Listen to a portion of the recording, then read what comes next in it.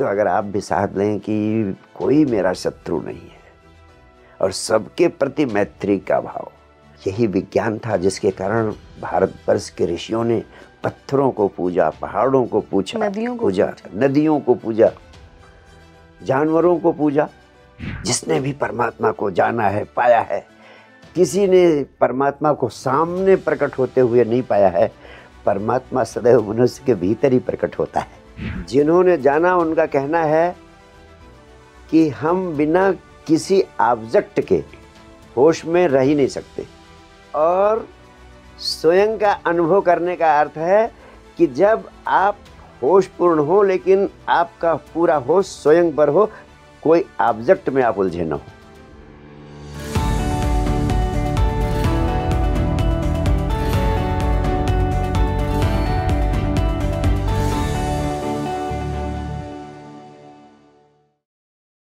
नमस्कार भारत, आप देख रहे हैं स्पीकिंग ट्री। मैं हूं आपके साथ इला गोस्वामी।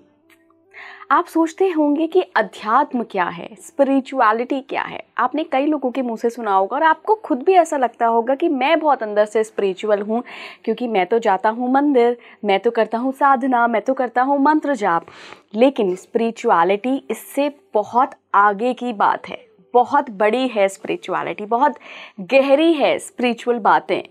तो आज का पॉडकास्ट ना पूरा स्पिरिचुअल है। अगर आप चाहते हैं कि आप स्पिरिचुअलिटी को अपनी लाइफ में शामिल करें और स्पिरिचुअल बने, ट्रू स्पिरिचुअल बने, तो ये पॉडकास्ट ना आखिर तक देखेगा, क्योंकि आज हम बताएंगे कि आत्म साक्षात्कार कैसे होता है। आप जो हैं ना, वो आप नहीं हैं जब तक आपको आत्म साक्षात्कार, खुद का रियलाइजेशन नहीं हुआ है।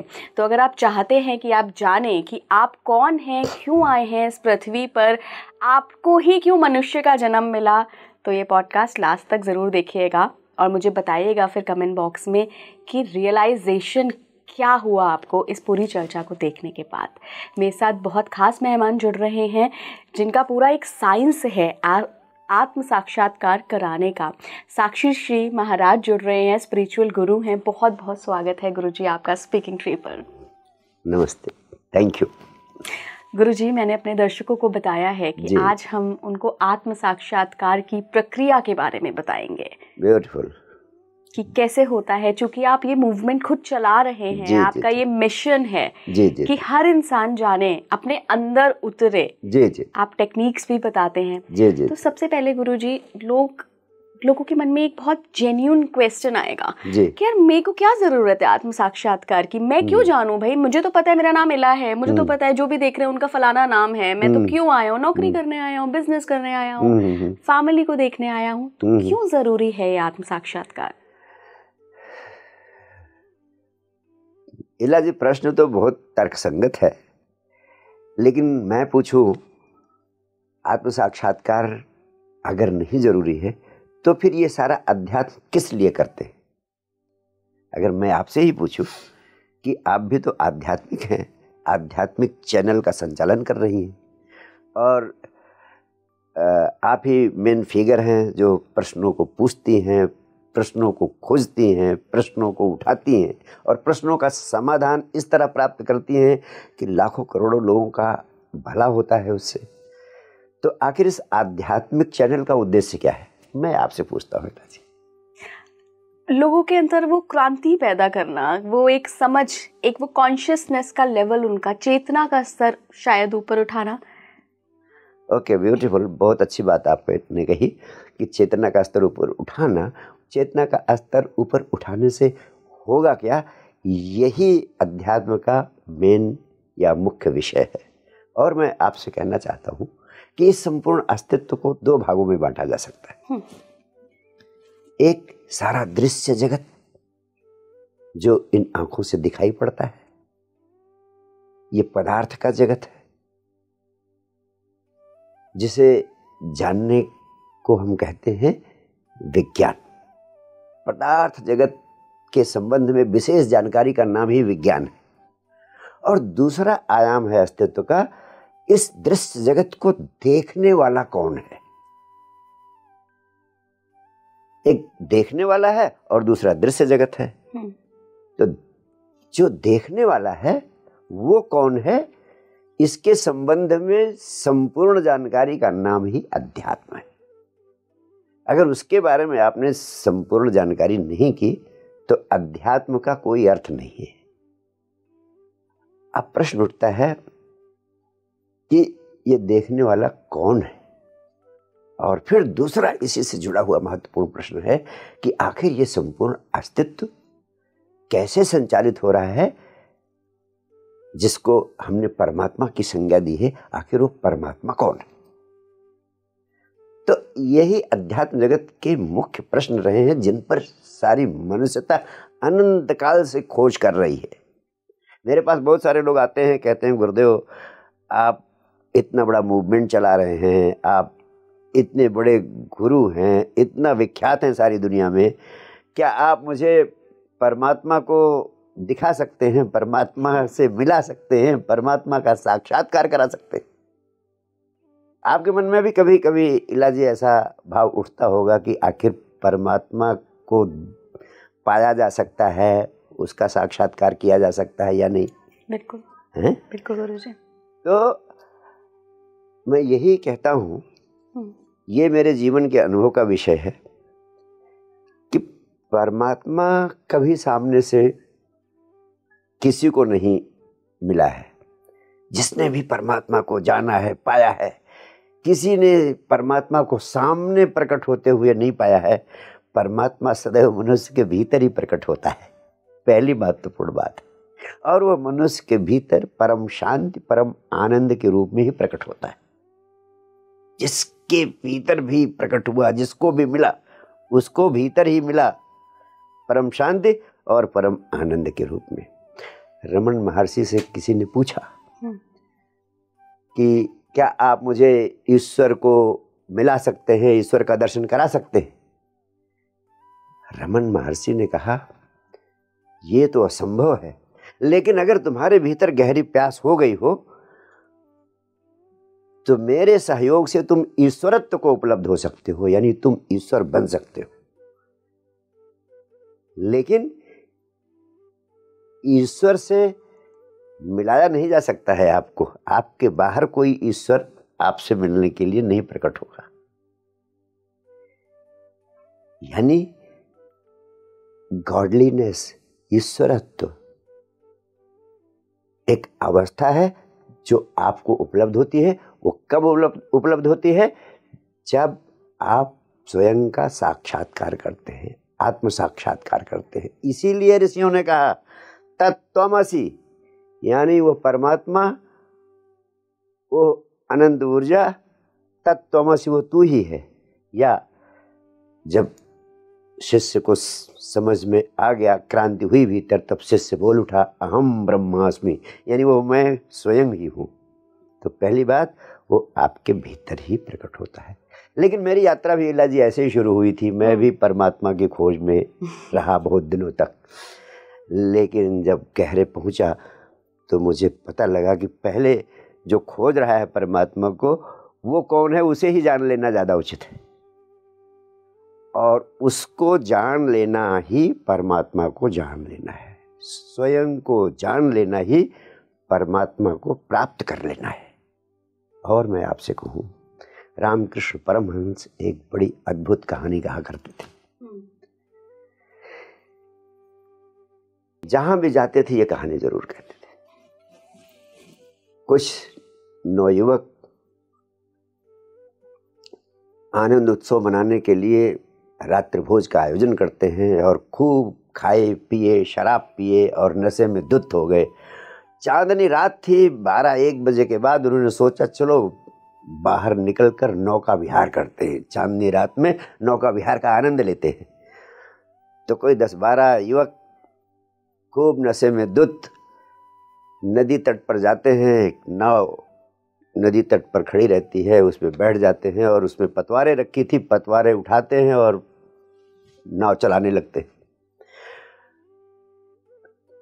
हाथ में पतवार लेकर लगातार पतवार का उपयोग कर रहे हैं और वह पूरी तरह से चांदनी रात का आनंद ले रहे हैं। पतवार से नाव चलाने का प्रयास कर रहे हैं। लेकिन 2-3 घंटे लगातार बीत गए। पतवार चलाते चलाते 2 थक जाते तो दूसरे 2 लोग तैयार हो जाते, वह पतवार चलाने लगते। कोई 3-4 घंटे बीतने के बाद उन्होंने देखा कि आखिर हम पहुंचे कहाँ हैं। तो जब गौर से थोड़ा उन्हें होश आया, गौर से देखा तो पता चला कि जहाँ नाव खड़ी थी वहीं पर अभी खड़े हैं, क्योंकि उनकी नाव बाहर जिस खूंटी से बंधी हुई थी उस खूंटी की रस्सी को खोलना ही भूल गए थे। तो रामकृष्ण परमहंस कहते थे, इस पृथ्वी पर सारे लोग पूजा किए जा रहे हैं, प्रार्थना किए जा रहे हैं, माला जपे जा रहे हैं, वैसे ही जैसे नौयुवक पतवार चलाकर उस पार जाने की कोशिश कर रहे थे। लेकिन जैसे नौयुवक भूल गए थे, उन्हें होश नहीं था, उन्होंने नाव की रस्सी खूंटियों से खोली ही नहीं थी। तो मनुष्य अपने जीवन में जिन जिन रस्सियों से बंधा है, उन रस्सियों से स्वयं को खोलने की चेष्टा नहीं करता है और सिर्फ पतवार चलाता रहता है। कोई पूजा कर रहा है, कोई प्रार्थना कर रहा है, कोई माला जप रहा है, कोई मंदिर, कोई मस्जिद, कोई गुरुद्वारे, कोई कहीं। इसीलिए ये सब तथाकथित धार्मिक कृत्य लोगों को कहीं नहीं पहुंचाते। सबसे ज़्यादा जरूरी है कि जीवन की नाव जिन खूंटियों से आपने बांध रखी है, पहले उन खूंटियों से स्वयं को मुक्त करो, अपने जीवन को उन खूंटियों से मुक्त करो। जीवन की नाव किन खूंटियों से बंधी है, ये जान लेना जरूरी है। हम पूरा जीवन 3 तल पर जीते हैं और चौथा तल है हमारी आत्मा का। यानी अगर हम गौर से देखें तो एक हम पूरे जीवन शरीर के तल पर जीवन को जिए चले जाते हैं। दूसरा तल है हमारे विचारों का, हम 24 घंटे विचारों में उलझे रहते हैं। और तीसरा तल है भावनाओं का, हम तरह तरह की भावनाओं के तल पर जीते चले जाते हैं। और चौथा तल है हमारी आत्मा का। तो आत्मा तो हमारे जीवन का केंद्र है और 3 हमारी परिधियां हैं, शरीर, विचार और भावनाएं। इस पृथ्वी पर अध्यात्म की जितनी साधनाएं पैदा हुई हैं, उन सब का उद्देश्य शरीर, विचार और भावनाओं का उपयोग करके परिधि से हम उसके केंद्र पर आत्मा के तल पर पहुंच जाएं। और यदि हम शरीर, विचार और भाव के जगत का उपयोग करके आत्मा के तल पर नहीं पहुंच पाते हैं, तो इसका मतलब हमारी सारी आध्यात्मिक साधनाएं, हमारे सारे आध्यात्मिक प्रयास सब व्यर्थ के हैं। वे सिर्फ उस अवस्था में पतवार चलाते रहने जैसे हैं जबकि नाव बाहर खूंटी से, रस्सी से बंधी है।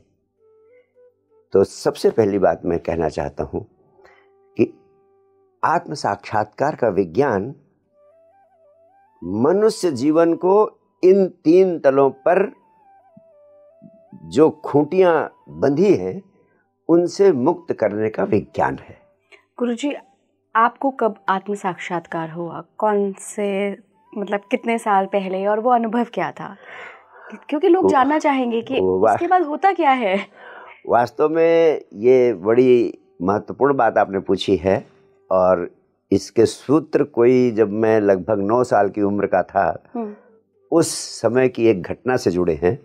मैं अपने गांव में अपने उम्र के बच्चों के साथ, जैसा बच्चों की आदत होती है खेलते रहने की, मैं खेल रहा था।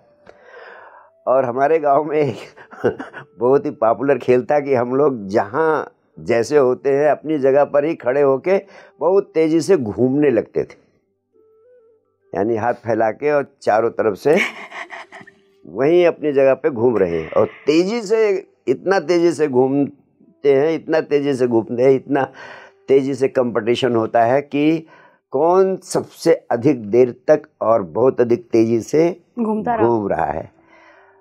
और मैं आपसे कहूँ, मैं पूरी ताकत लगाकर घूमना शुरू किया और इतना तेज घूमने लगा, इतना तेज घूमने लगा, इतना तेज घूमने लगा, मैंने अपनी पूरी ताकत, पूरे प्राण घूमने में लगा दिया। और कुछ देर बाद मुझे ऐसा लगा, मुझे अच्छी तरह आज भी याद आता है, ऐसे लगा जैसे कि मैं रुकने की कोशिश कर रहा हूँ और रुक नहीं पा रहा हूँ, जैसे किसी अदृश्य शक्ति ने मुझे ओवरटेक कर लिया है। और ये बहुत नेचुरल है कि जब आप पूरी तत्परता से, पूरी ऊर्जा लगाकर, पूरे प्राणों से घूम रहे हो, तो इस तरह की अवस्था अकस्मात पैदा हो गई जिसकी कोई संभावना नहीं थी। और उस अवस्था में एकाएक मैं गिर पड़ा।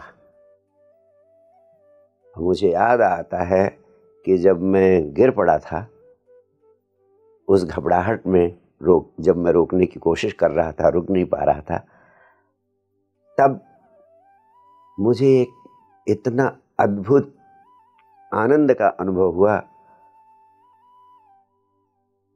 जो उसके पहले कभी नहीं हुआ था।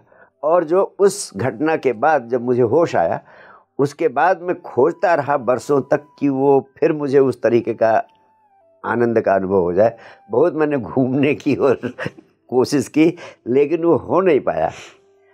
लेकिन वो आनंद का जो अनुभव मुझे हुआ था, उसकी खोज कहीं ना कहीं भीतर से इतनी गहरी मेरी चलने लगी कि इसी चक्कर में मैंने जाने क्या क्या नहीं किया।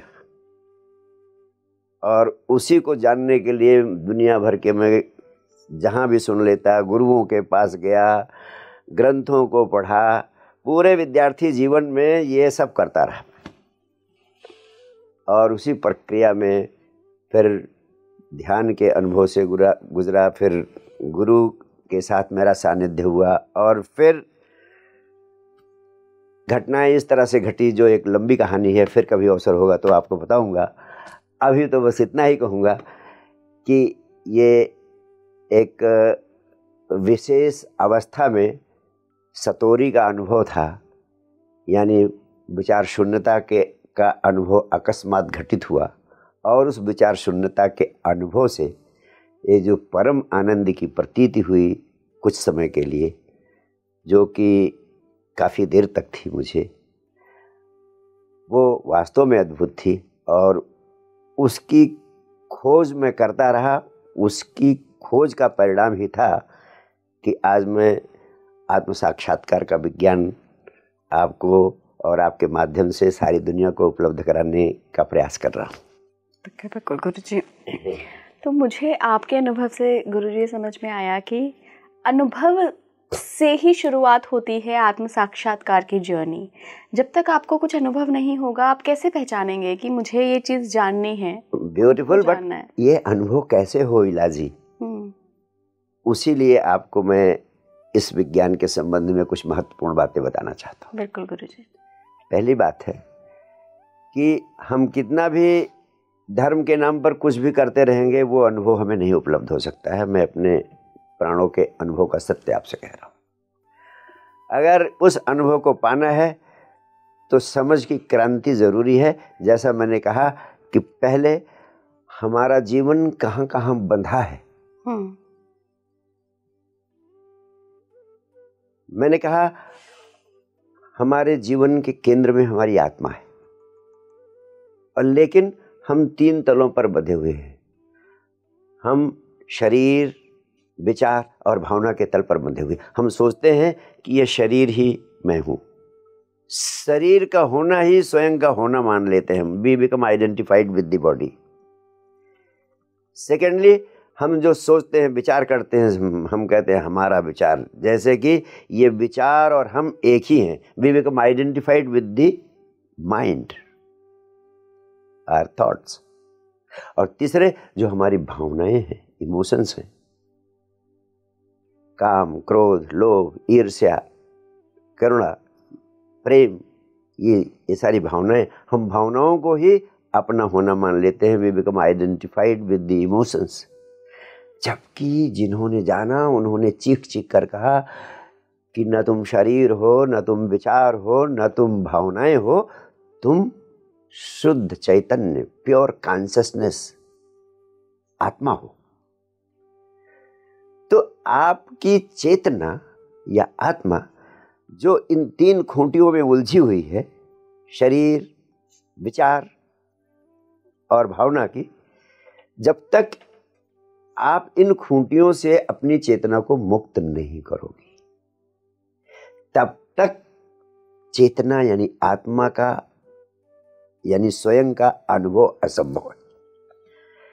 इलाजी, आपको लगता होगा कि मनुष्य होने के नाते हम सब चैतन्य हैं, चेतना को उपलब्ध है, कॉन्शियस है, लेकिन गौर से आपको एक महत्वपूर्ण सत्य कहना चाहता हूं।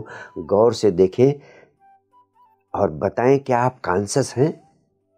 बहुत कम लोग।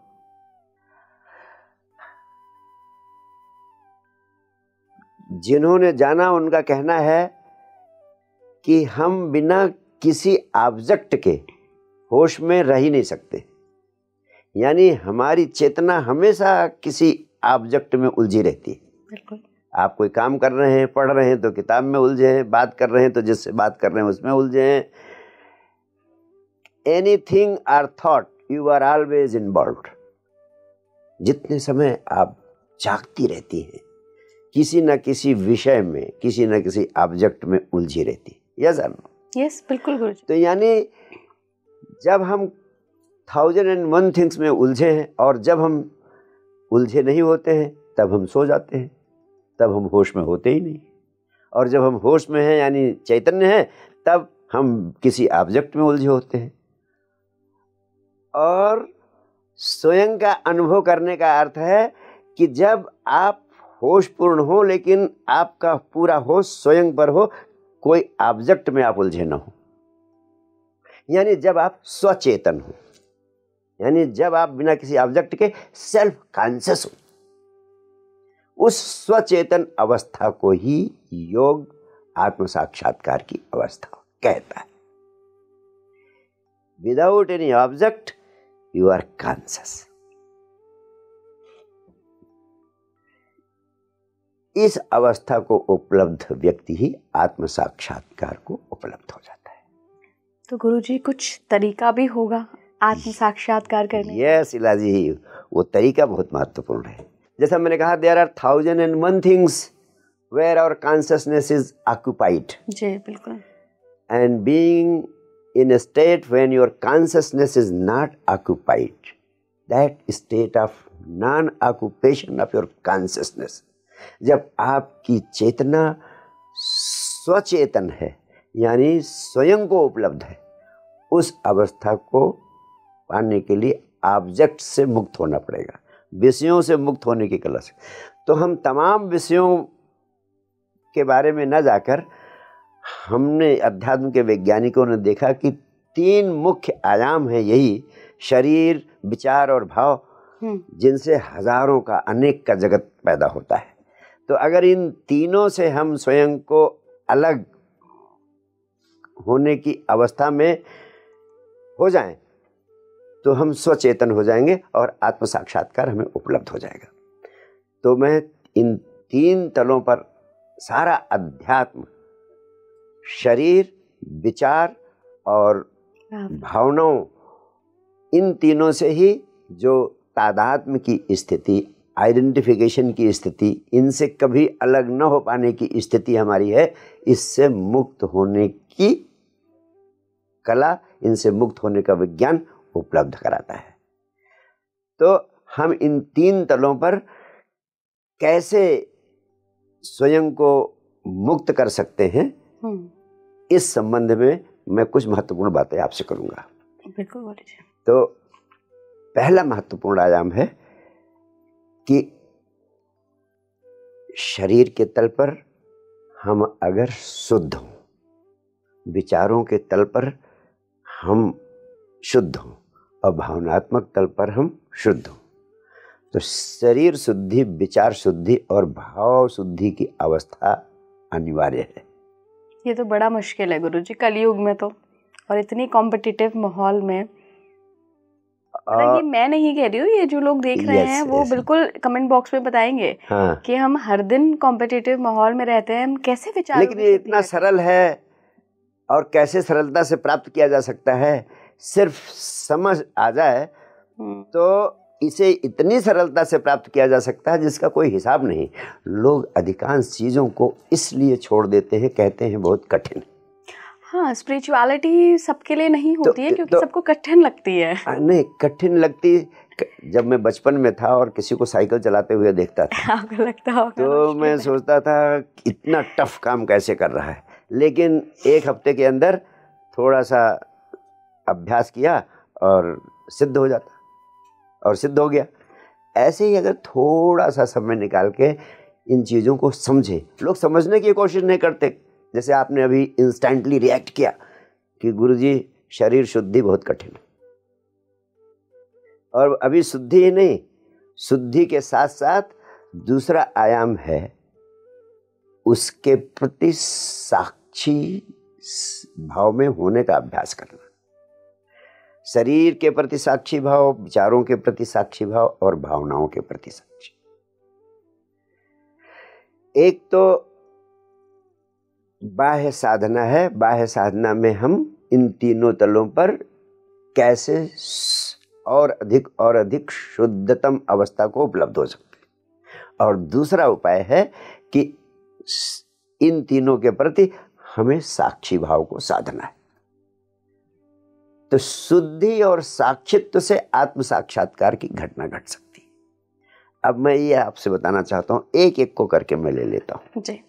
जैसे शरीर को हम लेते हैं, तो शरीर के प्रति हम कैसे शुद्धि की बात, शरीर को शुद्ध और स्वस्थ कैसे रखेंगे, विचारों को शुद्ध और स्वस्थ कैसे रखेंगे, और भावनाओं को शुद्ध और स्वस्थ कैसे रख सकते हैं, इस पर बहुत संक्षेप में चर्चा करूंगा। उसके बाद मैं आपसे चर्चा करूंगा कि शरीर के प्रति कैसे हम साक्षी भाव साध सकते हैं, शरीर शुद्ध हो जाए और फिर शरीर के प्रति साक्षी भाव हम साध लें तो परमात्मा की ओर हम उन्मुख हो जाते हैं। हमारी विचारों की शुद्धि हो जाए और हम विचारों के प्रति साक्षी भाव साध लें तो हम और गहरे परमात्मा की ओर बढ़ जाते हैं। और भावनात्मक शुद्धि हम उपलब्ध कर लें और भावनाओं के प्रति साक्षी भाव को साध ले तो हम सीधे आत्मा में प्रवेश कर जाते हैं, केंद्र में प्रवेश कर जाते हैं। और आत्मा में प्रवेश कर जाना, जीवन के केंद्र को उपलब्ध हो जाना, यही आत्म साक्षात्कार है, यही स्वयं को जान लेना है और यही परमात्मा को पा लेना है।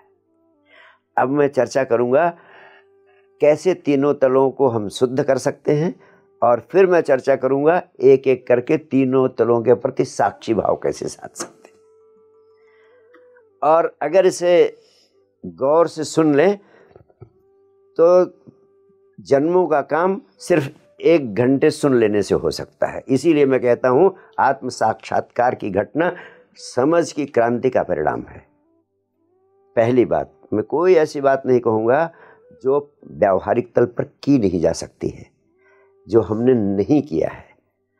हमने जो जो किया है, जिसका परिणाम मुझे मिला है, वही बातें मैं करता हूँ। और कोई भी इनको समझ लेगा और उसको करने का थोड़ा सा प्रयास करेगा तो उसके जीवन में भी वही क्रांति, वही रूपांतरण पैदा हो सकता है। शरीर के तल पर शुद्धि, इस पृथ्वी की सारी साधनाएं शरीर से शुरू होती है, क्योंकि शरीर बड़ा अद्भुत यंत्र है। अध्यात्म के वैज्ञानिकों ने कहा शरीर माध्यम खलु धर्म साधनम। इस शरीर से ही सभी धर्मों की साधना होती। तो शरीर को शुद्ध और स्वस्थ रखना हर व्यक्ति की जिम्मेदारी है, हर व्यक्ति के लिए अनिवार्य है। आध्यात्मिक ना हो तो भी अनिवार्य है। तो शरीर को शुद्ध रखने के लिए क्या करना है? शरीर शुद्ध हो, स्वस्थ हो, इसके लिए सबसे जरूरी है कि आप 3 चीजों का अभ्यास करें। सम्यक आहार, सम्यक व्यायाम, सम्यक विश्राम। सिर्फ 3 चीजें। आहार आपका सम्यक हो। सम्यक आहार का अर्थ है कि आप जो भोजन लेते हैं वो सुपाच्य हो और वैज्ञानिक तरीके से आप भोजन लें। हम जो भोजन लेते हैं, जब वह भोजन पच जाए उसके बाद ही दूसरा भोजन लेना चाहिए। जिस समय आप भोजन लेते हैं, भोजन लेने के बाद पहला स्टेप डाइजेशन का होता है, उसका पाचन होता है, फिर उसका एब्जॉर्प्शन होता है, अवशोषण होता है उस भोजन का, यानी एब्जॉर्ब करते हैं, और तीसरा एक्सक्रीशन होता है, उस उत्सर्जन, यानी हम उसको बाहर करते हैं। तो जब तक ये तीनों काम ना हो जाएं, तब तक दूसरा भोजन ना लो। लेकिन हमारी जीवन शैली बिल्कुल डिफरेंट है। जब आप ये तीनों काम नहीं होते हैं, यानी भोजन का पाचन, अवशोषण और उत्सर्जन, ये तीनों नहीं होता और आप भोजन ले लेते हैं, तो शरीर के विज्ञान का एक अद्भुत नियम है कि जो चीज़ आप शरीर में डालते हैं, शरीर की ऊर्जा सबसे पहले उसको तोड़ने, फोड़ने, पचाने में लग जाती है। अब पहला भोजन आपने लिया, वो पूरी तरह पचा नहीं, एब्जॉर्ब नहीं हुआ, बाहर नहीं गया, और दूसरा भोजन ले लिया आपने, तो पहले भोजन को पचाने का काम छोड़कर शरीर की ऊर्जा उस दूसरे भोजन को पचाने में लग जाती है। और ऐसे ही भोजन पे भोजन हम लेते रहते हैं। इसीलिए मेडिकल साइंस की रिसर्चेज कहती हैं कि जो पिज़्ज़ा, जो बर्गर लोग खा लेते हैं, वो 6-6 महीने तक उनके पेट में पड़ा रहता है, सड़ता है, तरह तरह की बीमारियों का कारण बनता है। तो कौन सा बड़ा काम है? हम पहला नियम यही अपनाते हैं कि जब भोजन अच्छी तरह पच जाए तभी दूसरा भोजन ले। इसीलिए आज आपने देखा होगा पूरी दुनिया में इंटरमिटेंट फास्टिंग का बहुत तेज़ी से प्रचलन हो रहा है। पर वही है ना कि हम इतने फैंसी शब्दों में नहीं कहते हैं, तो लोगों को लगता है कि हमने फैंसी शब्दों में नहीं कहा, और हम हमेशा इस विज्ञान पर जोर देते रहते हैं। जब हार्वर्ड और जगह जगह के पश्चिम के जगत के लोग इसको सर्टिफाई कर देते हैं, तब हम फॉलो करना शुरू करते हैं। और मैं पिछले 12 सालों से इस तरीके का भोजन, मुझे तो होश है, जब मैं विद्यार्थी जीवन में था तो ऑटोमेटिक ऐसे ही मेरा भोजन हो जाता था कि मैं 15-16 घंटे बाद ही दूसरा भोजन लेता था। खैर मेरे साथ ऐसा स्वाभाविक रूप से हो गया, मेरी जीवन शैली बन गई। लेकिन जिनके साथ नहीं हुआ है वो भी आसानी से इंटरमिटेंट फास्टिंग को, मैं बहुत स्पष्ट शब्दों में कहना चाहता हूँ कि आज के लोग इसका उपयोग कर सकते हैं, इसका लाभ ले सकते हैं, और वो 1 महीने अगर इसका अभ्यास कर लें तो जीवन भर के लिए ये उनकी जीवन शैली का अंग बन जाएगा। तो संक्षेप में मैं यही कहना चाहूँगा कि 14 से 16 घंटे फास्टिंग करें, उसके बाद भोजन लें, 8 घंटे के विंडो में अपना भोजन जो ले सकते हैं लें। और दूसरी बात मैं कहना चाहता हूँ कि हम अगर 2 बार भोजन लेते हैं तो 1 बार का भोजन हमारा अधिक से अधिक प्लांट बेस्ड भोजन हो। अगर जितना ही रॉ फूड हम लेंगे, 1 भोजन आप पका हुआ लें, 1 भोजन फल और सब्जी पर आधारित रखें। धीरे धीरे साधें, सध जाएगा। जब मुझे सध गया है और बहुत सारे लोगों को सध सकता है, ये कोई कठिन काम नहीं है। ये 100 वर्ष तक स्वस्थ जीते रहने का महत्वपूर्ण रेसिपी है, फार्मूला है। तो मैं कहना चाहूँगा, तीसरी बात मैं कहना चाहूँगा कि भोजन करते समय भोजन को खूब चबा चबा कर करना चाहिए। इतना चबा चबा कर करना चाहिए कि भोजन मुंह में ही पच जाए। आज मेडिकल साइंस की रिसर्च कहती है कि जब आप भोजन चबा चबा कर करते हैं तो आपकी पावर ऑफ मेमोरी बढ़ जाती है, क्योंकि आपके ब्रेन को ऊर्जा की, रक्त की पर्याप्त सप्लाई होती है, ऑक्सीजन की पर्याप्त सप्लाई होती है भोजन चबाने से। और अगर बच्चों को चबा चबा कर भोजन करने की आदत डाल दें तो उनकी ब्रेन पावर कई गुना बढ़ जाएगी। बुजुर्ग लोगों को जो डिमेंशिया की, अल्जीमर्स की प्रॉब्लम हो रही है, वो लॉस ऑफ मेमोरी की प्रॉब्लम्स, ये ख़त्म हो जाएंगी। कम से कम 32 से 40 बार तक जरूर चबाना चाहिए, सिर्फ आदत की बात है। और आपका शरीर शुद्ध होगा, स्वस्थ होगा और आप जिंदगी भर बीमारियों से मुक्त रहेंगे। भोजन के संबंध में अगली महत्वपूर्ण बात है कि जितना हम भोजन करते हैं, कोशिश करनी चाहिए कम से कम जितना हमारी भूख है उसका 20% हम ना खाएं, 80% खाएं। 80-20 रूल बहुत फेमस है सारी दुनिया में। 80% पेट भरे, 20% खाली रखें। कभी चिकित्सक के पास नहीं जाना पड़ेगा। और भोजन करते समय क्या खाते हैं, कितना खाते हैं, उससे भी ज़्यादा ज़रूरी है किस भाव दशा में भोजन करते हैं। भोजन करते समय अगर आप क्रोध में हैं, आप चिंता, तनाव, उदासी में हैं, तो पौष्टिक से पौष्टिक भोजन, अमृत जैसा भोजन भी जहर हो जाता है। बहुत सारे वैज्ञानिक प्रयोग किए गए हैं और यही निष्कर्ष निकाला है कि भोजन करते समय अगर आप प्रेम और आनंद की भावदशा में, शांति की भावदशा में भोजन करते हैं तो सामान्य भोजन भी अमृत जैसा हो जाता है। तो भोजन आपका सुपाच्य हो और उत्साहवर्धक हो, हल्का हो, स्फूर्ति दे, मादकता न लाए, राजसिक न हो यानी बहुत गर्म भोजन न हो, तामसिक न हो बहुत ठंडा भोजन न हो, सात्विक हो यानी आपके रूम टेम्परेचर पर हो, बॉडी टेम्परेचर के अनुरूप हो, ताज़ा भोजन हो। वो सात्विक भोजन आपके शरीर को हल्का कर देता है। अब आप बताइए, शरीर शुद्धि के संबंध में जितनी बातें मैंने कही, कोई ऐसी बात है जो अव्यावहारिक है? नहीं। कोई ऐसी बात है जो इम्प्रैक्टिकल है? नहीं, बचपन से सुन रहे हैं ये बातें तो हैं। तो इसको अगर हम सिर्फ अपनी जीवन शैली का अंग बना लें, हम ये नहीं करेंगे और धर्म के नाम पे सब कुछ करना चाहेंगे तो जब आपका इंस्ट्रूमेंट ही नहीं ठीक है, क्या करोगे? तो आप कितना भी माला जपो, कोई काम नहीं करेगी। पहले तो इस इंस्ट्रूमेंट को ठीक करना है। तो मैंने कहा शरीर शुद्धि जरूरी है।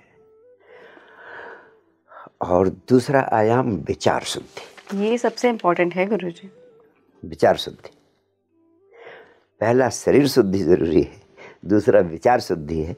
अब प्रश्न उठता है कि हम 24 घंटे विचारों के जाल से घिरे रहते हैं, विचार शुद्धि का अर्थ क्या होता है?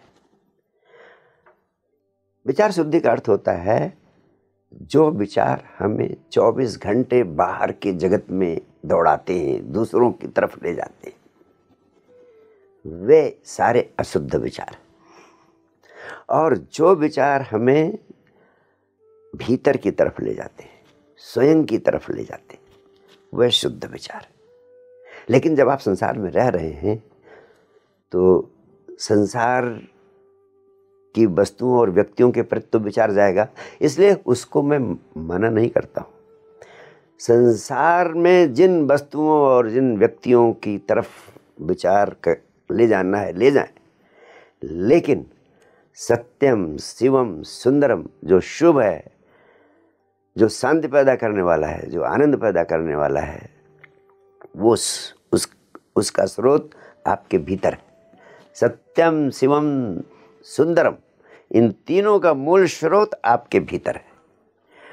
और उस मूल स्रोत की तरफ ना जाएं हम और 24 घंटे की जिंदगी जीते रहें तो हमारा आत्मा से संबंध कभी नहीं बन सकता है। तो ऐसे विचारों पर भी हमें ध्यान देना चाहिए, कम से कम घंटे आधे घंटे, जो हमें भीतर की ओर ले जाए। कौन से विचार हैं जो हमें भीतर की ओर ले जाते हैं? जैसे आप स्वयं से प्रश्न पूछते हैं, मैं कौन हूँ? तो मैं कौन हूँ, मैं कौन हूँ, मैं कौन हूँ, मैं कौन हूँ, सिर्फ इतना ही आप 10 मिनट स्वयं से पूछें तो उस समय आप बाहर के जगत से मुक्त हो जाएंगे, आप भीतर की ओर आपकी ऊर्जा जाने लगी। यस और नो? और आप थोड़ा भीतर की जगत में जाएं, इसके लिए भारतवर्ष के ऋषियों ने कहा वेनु सत्संग विवेकन होई। तो थोड़ा सत्संग करें, जरूरी है। संबुद्ध सद्गुरुओं के पास बैठे। जब आप संबुद्ध सद्गुरु के पास बैठते हैं तो आप अनुभव करते होंगे कि आपकी चेतना स्वयं के भीतर जाने लगती है। मैंने तो गुरुजी रोज हर दिन मैं ये अनुभव करती हूँ, तो मैं कह सकती हूँ कि ये 100% सही है। 100%, यस यस इला जी, बिल्कुल सही। तो थोड़ा सद्गुरु सानिध्य और सत्संग का अभ्यास करें। और तीसरा, प्रकृति के सानिध्य में होने का अभ्यास करें। जब आप प्रकृति के सानिध्य में होते हैं तो आपकी चेतना स्वयं आपके भीतर प्रवाहित होने लगती है, जैसे आप संपूर्ण अस्तित्व से एक होने जा रहे हैं। तो ये सामान्यतः हमारा जीवन और हमारे जीवन के विचारों का जगत मनी, पावर, सेक्स, मनोवैज्ञानिकों की रिसर्च कहती है कि हमारा 99.9%, वास्तव में कहना चाहिए 100%, हमारे विचार इन 3 चीज़ों पर केंद्रित रहते हैं। Money, power, sex. ठीक है, तीनों महत्वपूर्ण आयाम हैं, लेकिन मैं इतना ही कहना चाहता हूँ आपके सारे दर्शकों से कि कम से कम थोड़ा समय निकालकर अंतर यात्रा की ओर, स्वयं की ओर ले जाने वाले विचारों को भी अपने जीवन का अनिवार्य अंग बनाएं। थोड़ा सा प्रयोग इस दिशा में, थोड़ी सी जागरूकता इस दिशा में बहुत बड़ा स्वाद पैदा करेगी और वही स्वाद खींच के भीतर की ओर ले जाएगा। और मैं आपसे कहना चाहता हूँ, वास्तव में अब हमें इस सत्य को जान लेना चाहिए कि सारे विचार बाहर से आते हैं और फिर चले जाते हैं। तो इनकी सत्ता अलग है हमसे, ये बिल्कुल हमसे पृथक हैं। इनका अस्तित्व हमसे जुड़ा हुआ नहीं है, ये आते हैं और जाते हैं। इसका गहन बोध रहे तो हम विचारों के जाल से स्वयं को सरलता से मुक्त हो सकते हैं, कर सकते हैं। वास्तव में विचारों के संग्रह से बचना चाहिए। विचारों का संग्रह घातक है, विचारों को इकट्ठा करना बहुत घातक है। आपसे कहूँ, जो विचार हम सूचनाओं के रूप में इकट्ठा करते हैं, ये सूचनाएं हैं, ये संसार का ज्ञान है, लेकिन जो असली ज्ञान है जिसे हम विवेक कहते हैं, वो सदैव हमारे भीतर से जागता है। विचार बाहर से आते हैं, विवेक हमारे भीतर से जागता है। विचार आगमन है और विवेक जागरण है। जब हम विचारों से मुक्त होते हैं, उस विचार शून्यता की अवस्था में हमारा विवेक जागता है। तो विवेक को जगाने के लिए विचारों से मुक्त होने की कला भी हमें सीखनी पड़ती है। और विचारों के संबंध में एक सबसे महत्वपूर्ण बात कहना चाहता हूँ कि जब हम विचारों के साथ तादात्म्य जोड़ लेते हैं, विचारों के साथ एक हो जाते हैं, तब हम विचारों का संग्रह कर लेते हैं और विचार ही हमें बांधते हैं जीवन में। जैसे हम मुक्ति की बात करते हैं, मोक्ष की बात करते हैं, तो मुक्ति और मोक्ष की बातें तब तक व्यर्थ हैं जब तक आप विचारों के जाल से स्वयं को मुक्त नहीं कर सकते हैं। क्योंकि जो विचार, जिन विचारों से आप बंधे होते हैं, सूक्ष्म रूप से वही विचार और वही भाव आपकी आत्मा के साथ इस शरीर के छूटने पर जाते हैं और दूसरे गर्भ में उन्हीं विचारों और उन्हीं भावनाओं के साथ अगले जीवन की यात्रा शुरू होती है। अगर इस जीवन में आप इन विचारों के जाल से मुक्त होने की कला सीख लेते हैं तो आप इसी जीवन में ही मुक्त हो जाते हैं। गुरुजी, यहाँ पर एक ये भी बड़ा सवाल, क्योंकि विचारों की बात हो रही है और आपने प्रारब्ध की भी बात करी कि जिस विचार के साथ आपकी आत्मा छोड़ेगी शरीर, आपके अगले जन्म में वो विचार कैरी फॉरवर्ड होंगे। हाँ, वो सूक्ष्म रूप से उनका सूक्ष्म शरीर बनता है और आपकी आत्मा के साथ चले जाते हैं। तो गुरुजी, फ्री विल कितनी होती है हमारे पास कि हम चेंज कर सकते हैं, क्योंकि ग्रह नक्षत्र तारे सब हमारे ऊपर असर डाल रहे होते हैं। अगर हम एस्ट्रोलॉजी को साइंस मानते हैं तो असर डालते हैं। अब देखिए, यही मैं फ्री विल की बात कर रहा हूँ। आपको टोटल फ्रीडम ऑफ विल है कि आप अपने को इसी जीवन में विचारों के जाल से मुक्त कर लें। वही विज्ञान तो दे रहा हूँ, और इतना सहजता से ये समझा जा सकता है और जीवन शैली का अंग बनाया जा सकता है कि पूरा जीवन रूपांतरित हो जाए। सिर्फ समझ से ही मुक्ति संभव हो सकती है, कुछ करने की जरूरत नहीं है। आप गहनता से सोचिए कि हम विचारों से स्वयं को बांध लेते हैं। किसी भी प्रकार के विचार से बंधना, उस विचार की गुलामी करना है। जैसे हिंदू, मुस्लिम, सिख, ईसाई हो जाते हैं। हम कहते हैं बड़ा गर्व है कि हम हिंदू हैं, बड़ा गर्व है कि हम मुस्लिम हैं, बड़ा गर्व है कि हम ईसाई हैं। अब एक थॉट पैटर्न है ईसाई का, एक थॉट पैटर्न है इस्लाम का और मुस्लिम होने का। अगर आप मुस्लिम हो गए, अगर आप ईसाई हो गए और आप उस विचार और मुस्लिम होने और ईसाई होने की जो विचार की श्रृंखला है उससे अपने को आपने बांध दिया, तब आप विचारों का बंधन और विचारों की गुलामी में बंध गए या नहीं, आप बताएं। बिल्कुल। तो अगर आध्यात्मिक व्यक्ति हैं आप, तो हर तरह की गुलामी से आप मुक्त होंगे, तभी तो आप स्वामी बनेंगे, तभी तो आप स्वयं के स्वामी बनेंगे। तो जब आप इस बंधन से मुक्त हो जाएं कि आप हिंदू हैं, इस बंधन से मुक्त हो जाएं कि आप मुस्लिम हैं, इस बंधन से मुक्त हो जाएं कि आप ईसाई हैं, सिर्फ इतना ही रह जाएं कि आप मनुष्य हैं, आप विचारों के बंधन से मुक्त हो गए। कठिन काम है? नहीं, आसान है। थोड़ा समझ गहरी होनी चाहिए, समझ की गहराई चाहिए। अभी तो कितने लोग कहेंगे है वो ये हिंदू होने के खिलाफ बोल रहे हैं। मैं हिंदू होने के खिलाफ नहीं बोल रहा हूँ, मैं कह रहा हूँ कि उसके बंधन न बना लो अपना। Let it not be A chain. Chain कोई भी हो, जंजीर कोई भी हो, गुलाम बनाती है। और आपकी आत्मा, स्वतंत्र चेतना, परमात्मा की दी हुई संपदा, उसको बंधने मत दो, तब तुम आध्यात्मिक हो, तभी तुम पंख पसार कर आसमान में उड़ सकोगे। तो विचारों की दास्ता से मुक्त करना, विचारों के संग्रह से, विचारों की गुलामी से स्वयं को मुक्त करना सबसे बड़ी अनिवार्यता है। नहीं तो आप ये सब बंधन बन जाते हैं। और अब हम तीसरे तल की बात करते हैं, भावना की शुद्धि, भावनात्मक शुद्धि की, भावनाओं की शुद्धि की। यानी पहले हम तीनों तल पर स्वयं को शुद्ध करें। जैसा मैंने कहा कि शरीर के तल पर शुद्ध होना भी सरलता से संभव है, विचारों के तल पर शुद्ध होना भी सरलता से संभव है। A deep understanding and a little effort, deep understanding and a little effort is needed. और तीसरा तल है भावनाओं का। हम 24 घंटे के जीवन में तरह तरह की भावनाओं से घिरे रहते हैं। काम, क्रोध, लोभ, ईर्ष्या, प्रेम, करुणा, ये सब तरह तरह के भाव हैं जो हमें घेरे रहते हैं। भाव तो और भी गहरा तल है, विचारों से भी गहरा तल है भाव का। क्योंकि कभी कभी हम विचार कुछ करते हैं लेकिन कर कुछ और जाते हैं। जैसे हम वैचारिक रूप से जानते हैं कि माँ माँ है, माँ के ऊपर हाथ नहीं उठाना चाहिए, लेकिन क्रोध का भाव पकड़ता है कि कभी कभी हमारे पास लोग आते हैं कि गुरुदेव, मैं तो अपनी पत्नी को देवी की तरह मानता था, आज मैंने हाथ उठा लिया उसके ऊपर। यानी वास्तव में वो देवी की तरह मानते थे, मैं जानता हूं अच्छी तरह से, लेकिन हाथ उठा लिया उन्होंने। क्यों? क्रोध के कारण, क्रोध के आवेश।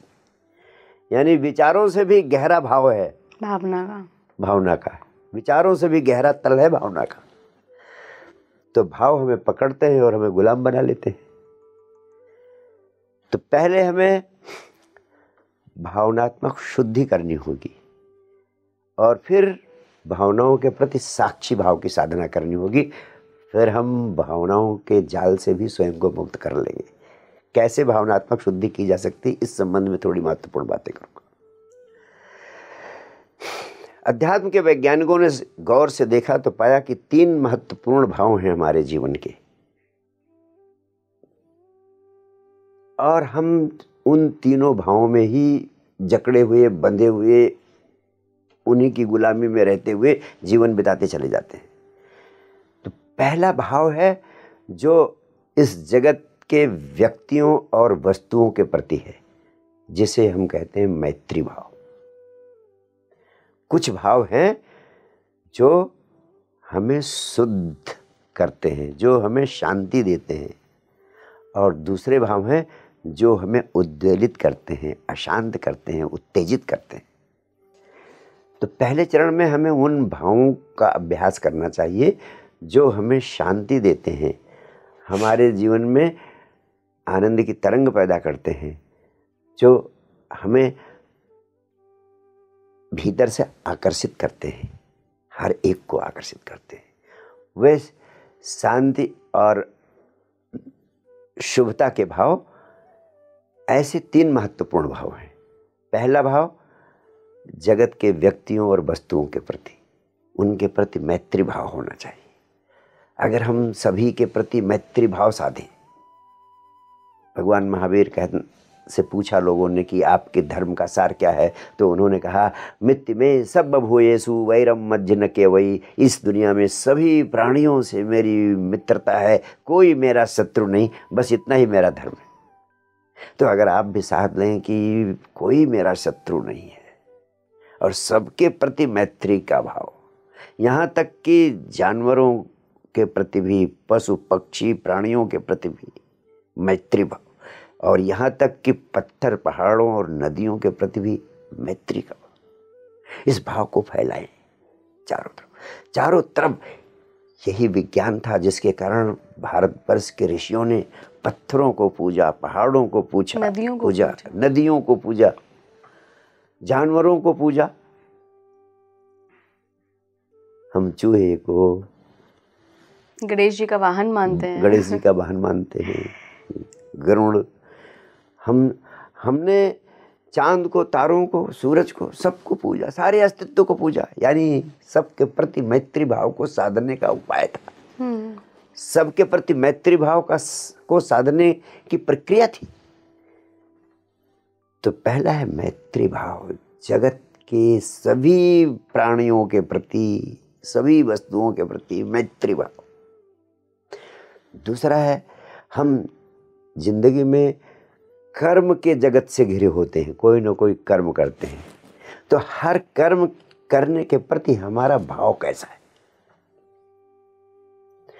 हम कर्म को करते समय भी कर्म को बोझ समझ लेते हैं, और हम सोचते हैं कर्म करने के बाद जो मुझे फल मिलेगा तो उसका आनंद मैं ले लूंगा। तो कर्म को करते समय हम सारा समय तो हमारा कर्म करने में लगता है, और कर्मों को करते समय हम बोझ की तरह कर्म को लेते हैं और उसे समझते हैं कि जैसे ये किसी प्रकार की जिम्मेदारी मेरे ऊपर सौंप दी गई है, और हमारा ध्यान हमेशा फल पे लगा रहा है। जब फल मिलेगा, कर्म कर रहा हूँ, जब माल बिकेगा, पैसा आएगा, तब आनंदित हो जाएंगे। ये भाव न होकर कर्म करना ही हमारे लिए आनंद हो जाए, कर्म के फल पर चेतना जाए ही ना। इसीलिए भगवान कृष्ण कहते हैं, कर्मण्येवाधिकारस्ते मा फलेषु कदाचन। Action alone is the concern, not it's consequences. सारा फोकस कर्म करने पर और कर्म करने को ही अपना आनंद बना लेने पर लगा दे जी। फिर फल तो अपने आप आनंद के रूप में उपलब्ध होगा। तो इसीलिए भगवान कृष्ण पूरी गीता में उपदेश देते हैं कि जो भी कर्म करो उसी को खेल बना लो। यहाँ तक कि महाभारत जैसे महायुद्ध को भी वो खेल बना लेते हैं। तो जो भी कर्म आप जीवन में करते हैं उसके प्रति, उसको करते समय आनंद भाव से भरे रहना, और थोड़ा सा अभ्यास करें, बड़ी सरलता से संभव है। और तीसरा आयाम है, हम दो तरह की भावनाओं से हमेशा घिरे रहते हैं, सुख और दुख की भावनाओं से। कभी सुख का भाव रहता है, कभी दुख। कोई काम हो जाता है अच्छा तो सुखी फील करते हैं, कोई काम हो जाता है हमारी इच्छा के विपरीत तो दुखी फील करते हैं। तो अध्यात्म के वैज्ञानिकों ने कहा कि अगर भावनाओं की शुद्धि करनी है तो सुख और दुख दोनों के प्रति समता भाव। अब यहां समझने की बड़ी महत्वपूर्ण बात है। सुख और दुख दोनों ही उत्तेजनाएं हैं, दोनों ही दशाओं में आप उत्तेजित हो जाते हैं। अगर कोई दुख की घटना घटती है तो ऐसा लगता है जैसे आपके ऊपर पहाड़ टूट गया। वो भी एक बड़ी दुखदायी उत्तेजना होती है। लेकिन कोई आपकी सुखदायी घटना घट गई तब भी आप बहुत उत्तेजित हो जाते हैं कि जैसे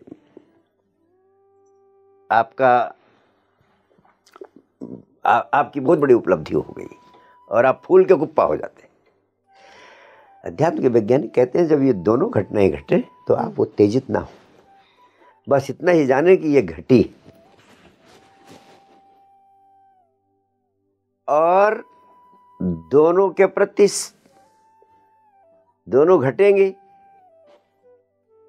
जीवन है तो दोनों तरह की घटनाएं घटेंगी, तो दोनों के प्रति समता का भाव रखना है। दुख आया है तो भी याद रखें कि ये चला जाएगा, इस दुनिया में कोई भी चीज स्थिर नहीं है। और सुख आया है तो भी समझे कि ये चला जाएगा ये क्योंकि इस संसार में कोई चीज स्थिर नहीं है। तो जो समझदार आदमी होता है ये दोनों स्थितियों में जागरूक हो जाता है और दोनों के प्रति समता का भाव पैदा कर लेता है। और समता का भाव साधना, दोनों के प्रति साक्षी बने रहना। ये कैसे संभव है? जब हमारा ध्यान हमेशा नकारात्मक भावों पर केंद्रित रहता है, हमारा ध्यान हमेशा कांटों पर रहता है, तो पहले फेज में हम आदत डालें टू फोकस ऑन फ्लावर्स, जिंदगी के फूलों फूलों पर ध्यान दें, इस पर फोकस करें, तो नकारात्मकता धीरे धीरे अपने आप विसर्जित होती जाएगी, हमारा ध्यान फूलों पर जाने लगेगा। और जब फूलों पर ध्यान जाने लगे तब हमें फूलों के प्रति भी साक्षी भाव साधना चाहिए, उनको भी दूर से देखना चाहिए, तो उनसे भी दूरी बनानी चाहिए कि ये घटनाएं हैं, आती हैं जाती हैं, आती हैं जाती हैं, आएंगी जाएंगी। तो गुरुजी ये तो हमने भावनात्मक रूप से शुद्धि कर ली, इसके बाद का क्या प्रोसीजर है? अब हमें तीनों तल पर ये इस सत्य को स्वीकार करने के लिए साक्षी भाव की साधना करनी पड़ेगी कि ना तो हम शरीर हैं, ना हम विचार हैं, ना हम भाव हैं, हम तीनों से अलग हैं। तो पहले हम शरीर को लेते हैं, हम ये समझने के लिए कि हम शरीर नहीं हैं, हम शुद्ध चैतन्य कॉन्शसनेस हैं। हम जब शरीर की 24 घंटे की जिंदगी में जो क्रियाएं होती हैं उन क्रियाओं को शरीर से बाहर खड़े होकर देखने का अभ्यास करें। जैसे जब आप चल रहे हैं तो शरीर के बाहर आप खड़े हो जाएं और देखें कि शरीर आनंद भाव से चल रहा है। जब आप खाना खा रहे हो तो गौर से देखें कि शरीर कैसे भोजन का आनंद ले रहा है और आप शरीर के बाहर खड़े होकर शरीर को भोजन का आनंद लेते हुए देखें। ऐसे जब शरीर सोने जा रहा है रात तो शरीर के बाहर खड़े होकर देखें कि शरीर अब सोने जा रहा है, बिस्तर पर लेट रहा है। तो दैनिक कार्यों में शरीर की विभिन्न क्रियाओं के प्रति साक्षी भाव से शरीर की क्रियाओं से स्वयं को अलग करके देखने का अभ्यास करें। धीरे धीरे आपको इतना अद्भुत आनंद आएगा, आपको लगेगा कि शरीर अलग है, आप अलग हैं। बिल्कुल गुरुजी। और मैं आपसे कहूँ, भगवान बुद्ध एक बड़ा अद्भुत प्रयोग कराते थे कि आप आंख बंद करके 5 मिनट के लिए ये भाव करिए कि अब आप नहीं रहे और आपकी अर्थी सजा दी गई, आप अर्थी पे लेट गए हैं और फिर आपकी चिता जला दी गई है और धू धू करके चिता जल रही है और सारे जो आपके शुभ चिंतक लोग हैं, मित्र परिवारजन के लोग जो आए थे आपको मरघट तक, वो चले गए हैं और आप शरीर के बाहर खड़े होकर चिता को जलते हुए देखते रहिए। तो आप कुछ दिनों में, कुछ दिन के अभ्यास में पाएंगे कि आप अलग हैं, शरीर अलग है। और इसीलिए भगवान बुद्ध ने जो परम साधना दी सारी दुनिया को, विपस्सना, उसके 2 आयाम थे। एक था आनापानसति योग और दूसरा था विपस्सना का दूसरा आयाम शरीर की संवेदनाओं को देखना। तो ये आनापानसति योग अपनी भीतर आती बाहर जाती श्वास को देखते देखते और फिर अपने शरीर की संवेदनाओं को नख से लेकर सिर तक देखते देखते आपको यह बोध पैदा हो जाता था कि मैं अलग हूँ, शरीर अलग है। तो ये 3 महत्वपूर्ण प्रक्रियाएं मैंने आपको दी। इन 3 महत्वपूर्ण प्रक्रियाओं का अभ्यास करें, थोड़े दिन में ही आपको पता चल जाएगा कि आप अलग हैं, शरीर अलग हैं। और अगर आपका अभ्यास और गहरा हो गया तो आप आउटसाइड बॉडी एक्सपीरियंस को भी प्राप्त करने लगेंगे। ये इतना अद्भुत है, लेकिन इसके लिए ज़रूरी है कि आप विचार और भाव के तल पर भी साक्षी भाव को साधें। तो दूसरा आयाम लेते हैं, विचारों के प्रति साक्षी भाव। बहुत छोटा सा प्रयोग देता हूँ विचारों के प्रति साक्षी भाव साधने के लिए। आंख बंद करके 10 मिनट के लिए बैठ जाएं किसी एक जगह पर और बंद आंख से अपने मस्तिष्क में विचारों के आवागमन को देखते रहें। जब आप एक विचार आया, दूसरा गया, दूसरा आया, तीसरा आया, चौथा आया, 5वां आया, इस तरह से विचारों को देखने लगेंगे तो 2 महत्वपूर्ण अनुभव से गुजरेंगे। पहला अनुभव होगा कि आप तो अलग हैं, विचार अलग हैं जो बाहर से आते हैं मेहमान की तरह। विचारों से पृथक होने का अनुभव होगा। अभी तो आपको लगता है कि आप विचार ही हैं, विचारों के साथ एक हैं, you are identified with the thought. लेकिन पहला अनुभव होगा, सिर्फ 10 मिनट आप देखते रहें, 21 दिन तक आपको लगेगा कि विचार तो बाहर से आते हैं और चले जाते हैं, पृथकता का बोध होगा। दूसरा, अभी आपको लगता है कि एक विचार आया तो दूसरा विचार उसी से जुड़ा है, तीसरा जुड़ा है, चौथा, सारे विचार जुड़े हैं, जैसे एक चेन है। लेकिन जब गौर से देखेंगे, सिर्फ 10 मिनट 21 दिन तक देखिए, दूसरा महत्वपूर्ण अनुभव होगा कि ये एक विचार के बाद दूसरे विचार के आने में अंतराल पैदा होने लगेगा। उस अंतराल को आप पाएंगे कि देखते देखते ये अंतराल 2 विचारों के बीच में पड़ रहा है। जब एक विचार आया और दूसरा नहीं आया, अंतराल पैदा हो गया। उस अंतराल में विचार शून्यता की स्थिति आपको महसूस होगी। उस समय आपको आत्मा की झलक मिलेगी और ये वही झलक है आत्मा की जो मुझे, जैसे मैंने बताया कि लगभग 9 वर्ष की उम्र में अकस्मात उपलब्ध हो गई थी। तो इस अभ्यास को बढ़ाएंगे तो आपको जिंदगी में पहली बार आत्मा की झलक मिलनी शुरू होगी और वो इतनी प्रीतिकर, इतनी आनंददायी है जिसका आप अनुभव ही कर सकते हैं, शब्दों में व्यक्त नहीं कर सकते हैं। जो संभोग के क्षणिक सुख की तुलना में अनंत गुना ज़्यादा प्रीतिकर अनुभव होगी, आपको इतना ही कह सकता हूँ। तो दूसरा अनुभव होगा कि आप इस अंतराल में अपनी आत्मा का अनुभव करेंगे। तो ये विचारों के तल पर साक्षी भाव का प्रयोग करने से बड़े अद्भुत अनुभव होंगे। इसी तरह भावनाओं के संबंध में भी मैं आपको साक्षी साधना का अभ्यास बताता हूँ। बहुत सारी भावनाएं हैं हमारी। जब भी ये भावनाएं आपको दबोचती हैं, चाहे काम वासना है, चाहे लोभ का भाव है, चाहे क्रोध का भाव है, चाहे ईर्ष्या का भाव है, जब ये भावनाएं आपको विशेष रूप से दबोचे तब थोड़ा सा जागरूक होकर, तब आपको थोड़ा जागरूक हो जाना है कि ये भाव मुझे पकड़ रहा है। जैसे एक भाव मैं लेता हूँ क्रोध का, जो लगभग दिन में जाने कितनी बार आपको पकड़ता होगा। तो जब भी क्रोध आपको पकड़े, आप गौर से देखें, थोड़ा होश में आ जाए कि क्रोध का भाव आपके भीतर प्रवेश कर गया है और अब तरह तरह के उपद्रव खड़ा करने वाला है। जैसे ही आप क्रोध के प्रति होशपूर्ण हो जाएंगे, आप पाएंगे कि क्रोध विसर्जित होने लगेगा। भगवान बुद्ध कहा करते थे, जब आपको क्रोध पकड़े सिर्फ 3 बार कहिए एंगर एंगर एंगर।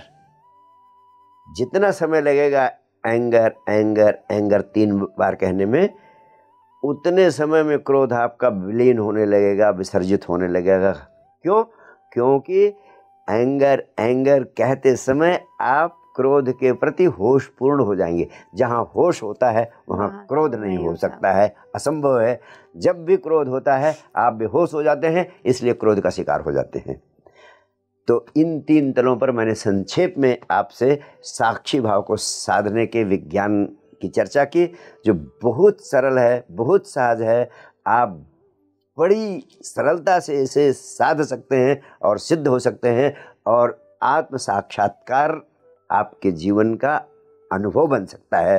अब मैं आप सभी मित्रों को आमंत्रित करता हूं कि इस दिशा में एक सार्थक कदम उठाएं और अपने अनुभव ज़रूर मुझे बताएं। Thank you. बिल्कुल बिल्कुल, बहुत बहुत धन्यवाद गुरुजी। आपने इतना एलैबोरेट करके पूरी प्रोसेस ही हमारे दर्शकों को बता दी। और देखिए, सिर्फ सुनने से काम नहीं चलेगा। एक बार जब तक आप चख नहीं लेंगे ना ये क्या प्रोसेस है और कैसे करनी है, ये तो गुरुजी ने बता दिया है, बट एक बार एक्सपेरिमेंट करिए, एक बार ट्राई ज़रूर करिए, क्योंकि अनुभव करेंगे तभी समझ पाएंगे कि वो चीज़ पाई जा सकती है। सच में आत्मा का अनुभव संभव है, और वो भी इसी शरीर में रहकर। मुझे ज़रूर बताइएगा कैसा लगा आपको ये पॉडकास्ट, क्योंकि ये बड़ी एक अनोखा टॉपिक था, बहुत ही अलग विषय था मेरे लिए भी जानना। मुझे बहुत पसंद आया और मैं आपसे वादा करती हूँ कि मैं ये ट्राई करने वाली हूँ। आप कब ट्राई कर रहे हैं और कैसा अनुभव हुआ ट्राई करने के बाद, ये वापस आके इस पॉडकास्ट में मुझे बताइएगा। जुड़े रहिए स्पीकिंग ट्री के साथ। नमस्कार।